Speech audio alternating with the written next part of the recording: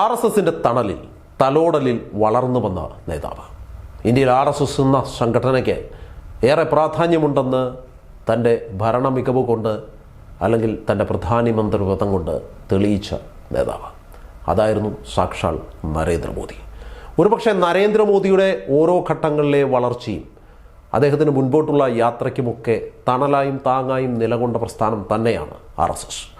RSSന്റെ ആപ്തവാക്യങ്ങൾ, RSSന്റെ സംഘടനാ പാടവം, അതൊക്കെയാണ് BJPക്കും മോദിക്കും ഒരു പരിധിവരെ തുണയായത്. എന്നാൽ ഇപ്പോൾ RSS പൂർണ്ണമായും മോദിയെയും BJPയും തള്ളിപ്പറഞ്ഞു തുടങ്ങിയോ? ഒരുപക്ഷെ ആ പിടലപ്പിണക്കങ്ങൾ പണ്ട് മുതലേ തുടങ്ങി അത് ഇന്ന് അതിൻ്റെ ഏറ്റവും മൂർധന്യ അവസ്ഥയിലേക്ക് എത്തിയോ? കാരണം BJPയുടെ വലിയ പരാജയം, BJPയുടെ സർക്കാർ ഉണ്ടാക്കുകയും മൂന്നാം മോദി സർക്കാർ ഇന്ത്യയിൽ ഉണ്ടാവുകയും ഒക്കെ ചെയ്തുവെങ്കിലും കേവല ഭൂരിപക്ഷമെന്ന BJPയുടെ സ്വപ്നത്തിന് അല്ലെങ്കിൽ ആ ചിറകിന് അടിയേക്കുന്നത് RSS സംഘടനയുടെ പിൻവലിവ് കൂടിയാണോ എന്ന് ഇപ്പോൾ BJP ഘടകങ്ങൾ സംശയത്തോടെ വീക്ഷിക്കുന്നുണ്ട്. കാരണം കഴിഞ്ഞ ദിവസമാണ് RSS നേതാവ് മോഹൻ ഭഗവത് വളരെ പരസ്യമായി ഇങ്ങനെ പറയുന്നത്, അഹങ്കാരികൾക്ക് ഒരിക്കലും സ്വയം സേവകരാകാൻ കഴിയില്ല എന്ന്.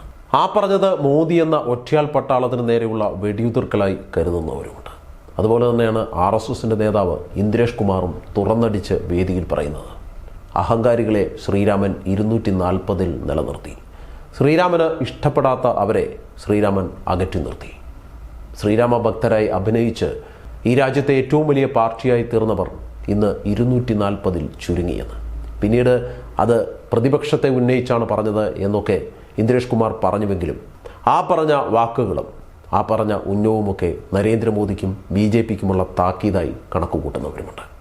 ഒരുപക്ഷെ 240 BJP ചുരുങ്ങിപ്പോയതിൻ്റെ കാര്യം, അല്ലെങ്കിൽ ഉത്തരേന്ത്യയിലടക്കം BJPക്ക് ഇത്ര കനത്ത തിരിച്ചടി കിട്ടിയതിൻ്റെ പ്രധാന കാരണം RSSുമായുള്ള പിടലപ്പിണക്കങ്ങളായും BJP കേന്ദ്രങ്ങൾ വിലയിരുത്തുന്നുണ്ട്.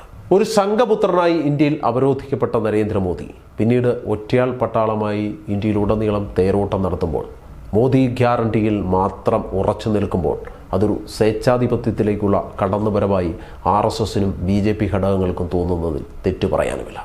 കാരണം മോദിയുടെ ഗ്യാരണ്ടിയിൽ മാത്രമാണ് ഇനി ഇന്ത്യ മുൻപോട്ട് പോവുക എന്ന് ഓരോ തിരഞ്ഞെടുപ്പുകളിലും ഊന്നി പറഞ്ഞ് ഓരോ സംസ്ഥാനങ്ങളിലും എത്തി ആ മോദി ഗ്യാരണ്ടി ഉറപ്പിക്കാൻ മോദി എന്ന ആൾ ശ്രമിച്ചുകൊണ്ടേയിരുന്നു. താനില്ലാതെ BJP ഇല്ല എന്ന് മോദി ഉറക്കെ പറഞ്ഞു.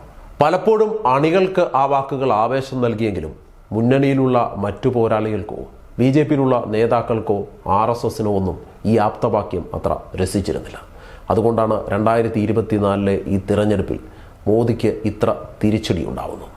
ഇനിയുള്ള മോദി ഭരണത്തിൽ പോലും ഈ തിരിച്ചടികൾ പ്രതിഫലിക്കുമെന്നും രാഷ്ട്രീയ നിരൂപകർ വിലയിരുത്തുന്നുണ്ട്.